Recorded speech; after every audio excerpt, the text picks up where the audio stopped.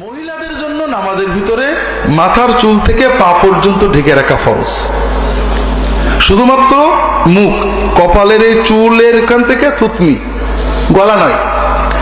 আর দুই কানের, কান্নাক মধ্যবর্তী যে মুখমণ্ডল এবং কবজি পর্যন্ত হাত, এর বাইরে কোনো জায়গা যদি খোলা থাকে, অন্ধকার ঘরে একাকেও যদি কোনো মহিলা নামাজ পড়েন, তার যদি এইটুকু বাদে কোনো জিনিস খুলে যায়, যেমন মাথার কাপড় সরে যেয়ে চুল বেরিয়ে যায়, অল্প কিছু চুল বেরিয়ে যায়, অথবা কানের নিচেই জুলফির চুল বেরিয়ে যায়, অথবা দুটো কানের দুই কান বা এক কান বেরিয়ে যায়, সরে যায় কাপড়, অথবা পিছনের মাথার চুল ঝুলে বাইরে চলে যায়, অথবা থুতনির নিচেই যে গলার অংশ এটা বেরিয়ে পড়ে, অথবা হাতের কনুই এসব জায়গা বেরিয়ে পড়ে, অথবা পায়ের টাকনুর উপরে, পায়ের উপরের পা নলা বেরিয়ে পড়ে, ওই মহিলার নামাজ হবে না।